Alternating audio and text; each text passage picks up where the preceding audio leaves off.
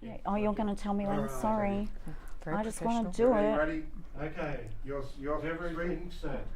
Okay, quiet please. And action. Hello and welcome to Central Coast Newspaper's comprehensive wrap-up of the first ever Central Coast Council election. I'm Jackie Pearson, I'm Senior Journalist for Central Coast Newspapers. I'm going to be joined today by some of the successful candidates in the September 9 election, and I've got a couple of special guests. For those of you who don't know about Central Coast Newspapers, we're an independently owned local business and we publish 3 newspapers across the Central Coast. In the north we have the Wyong Regional Chronicle. In the former Gosford city area we publish Coast Community News, and in the south we have Peninsula News. We also have a digital news site called coastcommunitynews.com.au. So the historic Central Coast Council election was held on Saturday, September 9. The results are still not final as we put this webcast together, but they're close enough for us to have a pretty good indication of how the Central Coast Council is going to come together. How did we get to this point? We got to this point because our 2 former councils, the Wyong Council and the Gosford Council, were both dismissed. So how did we get to this point? We ended up with a merged Central Coast Council due to the process that all local governments went through in New South Wales, initiated by the then Premier of the state, Mike Baird. Our 2 former councils, Wyong and Gosford Council, were deemed to be unfit for the future. The whole process was and still remains reasonably controversial. The basis for which our councils were dismissed was that they didn't have the scale and capacity to continue into the future in their own right. Scale and capacity was never properly defined, and the comprehensive research done by PricewaterhouseCoopers that fed into the decision making of the New South Wales government about which councils they'd keep and which ones they'd sack has never been released to the public. So here we are, finally after 16 months of New South Wales government appointed administration, the people of the Central Coast in the new mega Central Coast local government area have been able to restore their democracy. We now have one of the biggest local government areas in the state, if not the country, covering an area the size of the ACT with the population of the Northern Territory. We're going to be represented by 15 councillors across 5 wards. That's 3 councillors per ward, and a per capita representation of about 22,000 people per councillor. It's huge, and still the jury is out on how they will manage. My first guest today is the wonderful Emma Simkin, who is a journalist for ABC 92.5 local radio, and Emma has been doing a comprehensive coverage of the election pre and post. Thank you so much for making time for us today, Emma. You're welcome, Jackie. So going into the election, what do you think were the major issues that voters were thinking about and trying to sort out when they went to the polls?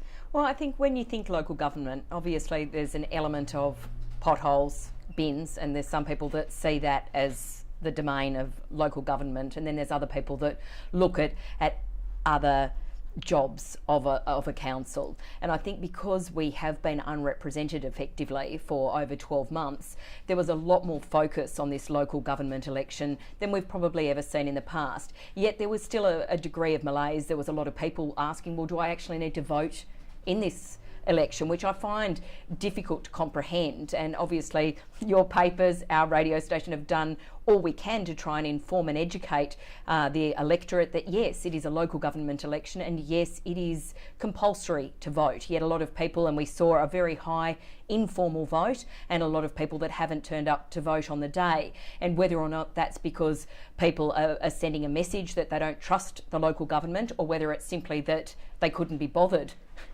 I asked the New South Wales Electoral Commission on Monday actually about the informal rate and the no-show rate, and was quickly told that if I wanted to sensationalise and put usual journalistic spin on that, I could go right ahead. But it's high. The informal rate is high. Do you think that is because people were confused about the wards and didn't really understand how and who to vote for? I think the thing is, Jackie, that with a local government election, you don't have the money that you've got at a state or federal election. So you don't have the campaigning, you don't have the billboards out there for people to go, oh my gosh, there's an election coming, I have to vote. So there were a lot of people that it did catch them by surprise, despite, and not everyone is reading the local paper or listening to the local radio station. People are busy, they're commuting back and forth to Sydney, they're doing their usual business. I know some very intelligent people in the community that are very involved in their local community, and they did not know that there was an election. They didn't know that they had to vote. Council says, you know, it puts it in the rate notice. I know. I get my rate notice, I stick it on the notice board, and the rest goes in my recycling bin, which I hope makes it to a recycling depot and gets recycled. But we won't go down that. No, we won't. We'll save that for another time. But that was an issue for the election as well. And I think that the thing that was pleasing were the number of local groups that got together and said, let's have a forum. Let's get the hopeful candidates in here and let's ask them, what do you stand for? Well, I wanted to ask you about that too, because there was grassroots action and there were more local, you know, town hall meetings. But the interesting result out of this is the independents have done very well. What's your take on that? Look, I think across the 5 wards, and the final numbers aren't in at the moment, but there's a very high likelihood that across the 5 wards there will be one independent in each of the 5 wards, and that's a pretty good return. And I think what that does tell us is that there was a degree of mistrust and a degree of, I think the community was uncomfortable in just going through the motion and just saying Labor, Liberal, and a lot of people feel that the major parties shouldn't have a role in local government. And I think the mix of the independents is very interesting as well. I mean, obviously, Bruce McLaughlin, real estate agent, getting elected so quickly with that high volume on the entrance was a remarkable feat, something that we've never seen before. So what does that tell you? That tells you that 1, he ran a very smart campaign, and 2, that the people in that ward, they did want change and they did want a fresh face, and Bruce provided that. So hats off to the way in which he's gone about his campaign. Then you've got Louise Greenaway, another fresh face that a lot of people may not have known her name prior to the election, but she had certain elements, certain issues, some green issues there that she was campaigning on, the tree policy in Wyong that upset a lot of people, and she also ran a very smart campaign. And it's hard for independents. They can't be at every pre-polling station. They can't get their message across as effectively as the major parties can. So for Louise and for Bruce to poll so very strongly is hats off to them, and it says that the people in those communities did want change, and they trust perhaps the independents more so than they do some of the other parties. So not many incumbents actually stood, not many candidates were former councillors, and those who did have not done well. We're going to talk to Greg Best lately, but he's still neck and neck with Gary Whittaker in Budgewoi. We've said farewell to Doug Eaton. Chris Burke is the only former Gosford councillor across the line. Is this a new broom, and will it lead the coast as a newly formed LGA in different directions? We have to cross our fingers that the mix here, and there is a degree, and you know, the comeback man, Chris Holstein, looks like he will get across the line in Gosford West. You probably do need a few experienced bodies there. Doug Vincent, as you said, has some experience. Chris Burke has some experience. Obviously, Chris Holstein has some experience. Lisa Matthews has some experience. So it's a good splattering of experience there. You've got some political party people. You've got obviously Rebecca Gale Collins, Liberal, has worked with Lucy Wicks, knows how politics runs. Similarly, in Gosford West, you've got Richard Mertens from the Labor Party, who knows how, you know, governments effectively work, has got that party backing, etc. So I think there is a good mix there, and obviously there's going to be a lot of responsibility for the 15 elected people to represent such a big area. And finally, how out of that mix of pretty a big selection of newcomers with a smattering of experience, do you choose your mayor and your deputy mayor? Well, it's already on. The discussions are being had.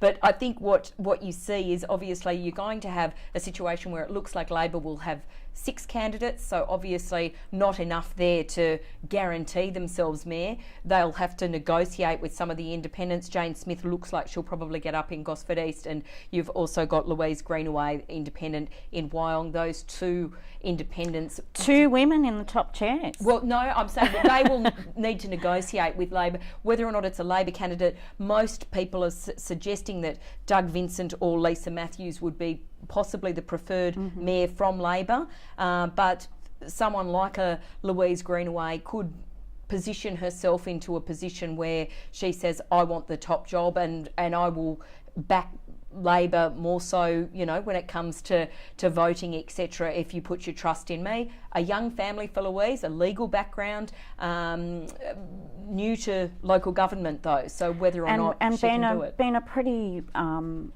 close observer of, and a pretty good campaigner on several key issues in Wyong. Look, I think, obviously if Louise, someone of that nature, were to get the job, I think you could be proud to have her as your mayor, but the mayor is a big job. I mean, given the standing that Labor has achieved with a almost 7% swing, you'd expect then for Louise to have a Labor deputy? Well, you would assume that the Labor Party wouldn't be backing, they certainly wouldn't back a Liberal. No. I mean, Chris Holstein obviously is the one that's got experience as a mayor, but who I'm not sure who within the council would be putting their vote in Chris.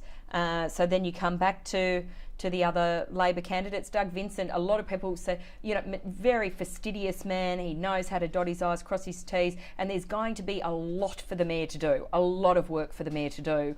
That effectively, if you looked at his, I guess, what he brings to the table, you would say that he's probably got the runs on the board to get the vote, but he's also got to think of his personal life and his business. The job of mayor is not going to pay you what you can earn out there in private life, and so that's a sacrifice that he would have to make, and a decision that I guess he has to make himself and with his family as well. Okay, so interesting times ahead for local journalists. Hopefully plenty of fodder. Plenty to write about, Thank you so much, some great personalities Emma. there. I think it's a good mix. Yeah, a really interesting 3 years we have ahead of us. Indeed. Thank you so much. You're welcome.